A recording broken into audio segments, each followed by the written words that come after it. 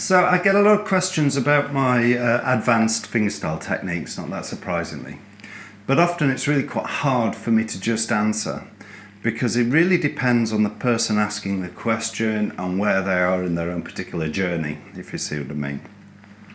So what I thought I'd do this week is just talk about the kinds of the stages that I think you need to have achieved before you move on to some of the more advanced stuff that I talk about.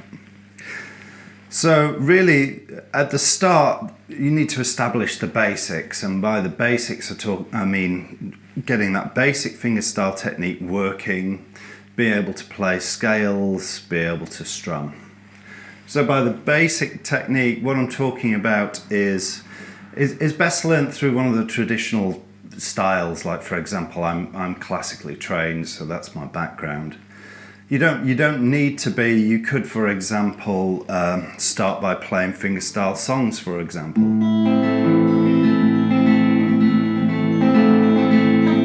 But you just need to develop the skills so you can use your thumb, your index, your middle, your ring finger, and play songs. Actually, the more songs you learn with the more different finger picking patterns, the further you'll develop. So that's really the way to develop these skills.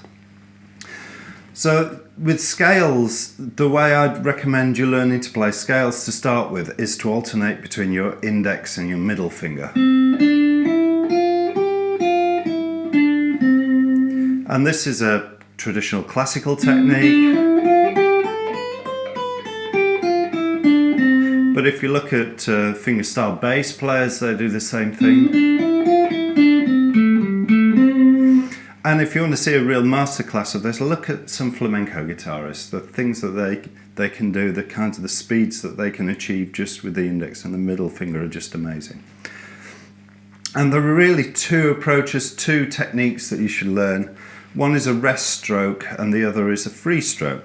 So a rest stroke is where you play a note and you come to rest on the string below.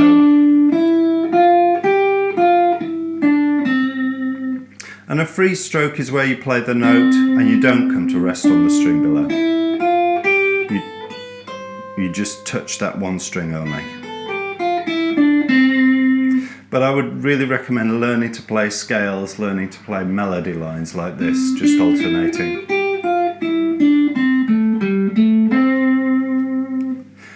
And then the other technique, as I say, is strumming. So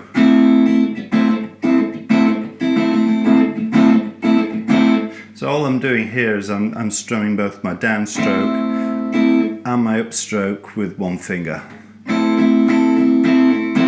Now I've covered this in other videos, so I'll just put a link to those in this video as well.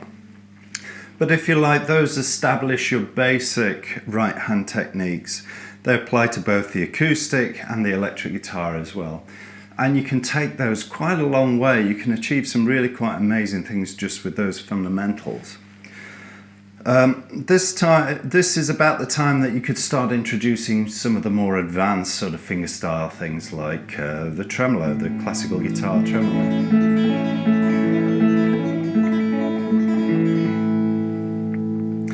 But this is also the time that if you play the electric guitar, it's a good time to start to look at the differences between the acoustic and the electric guitar.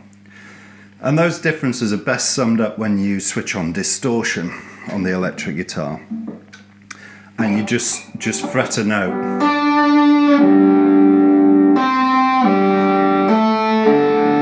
So the big problem is that noise, that string noise.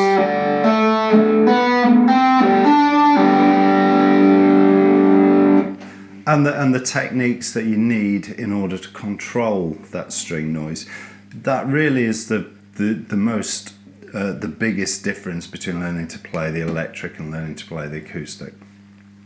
There are other differences, like for example on the electric guitar you don't have a problem with volume at all. You can turn the amp up, you can turn the guitar up and make yourself as loud as you want to be. On the acoustic guitar your volume is controlled by how hard you hit the strings. So they do mean that you use slightly different techniques on one guitar and the other. But actually, when we come back to the electric guitar, what I like to do is to use distortion as a training tool. because when you play clean, you can hear the tone production that you're making, but when you're playing with distortion, the distortion highlights issues like, for example, control and precision. You need to have much more control and precision in order to control that string noise that we were talking about. And you find, in order to control the strings, that what you need to do is use both hands to do this, and what I recommend you do with your right hand is get your hand down.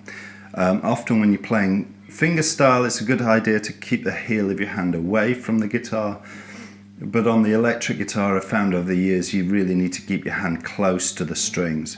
So this hand is controlling the strings above the string that you're playing and stopping those making a noise, and this hand is controlling the strings below. So actually my thumb is in contact with the strings below the note that I'm playing there. And you start to learn and develop the techniques that you need in order to control the strings as you do this. And as I say, when you've got distortion on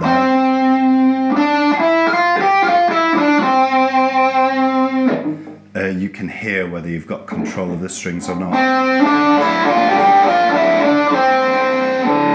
As you can hear there. Now, this is a time really where on the electric guitar I'd start to look at experimenting with the legato lines, for example. And as you can see, I'm just using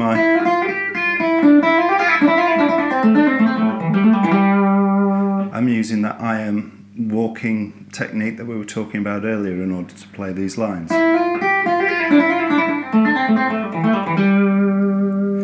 The other technique I'd start to experiment with is palm muting.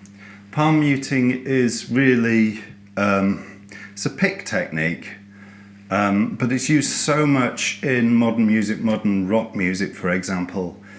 And the only way really to do this, even when you're playing fingerstyle, is to simulate having a pick, but use your index finger as the pick, if you like, and you put your palm against the strings to get that kind of sound.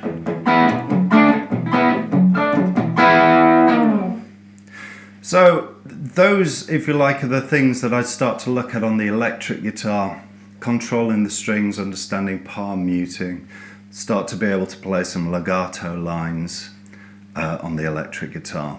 And once you've done that, you're really in the place to start to explore some of the more advanced stuff on the electric guitar and do some of the fast picking stuff that I talk about as well. So that's it. Hopefully that was useful for you. Hopefully that gives you some idea of the stages that you need to go through really before you move on to the more advanced stuff. Anyway, we'll chat next week. Goodbye.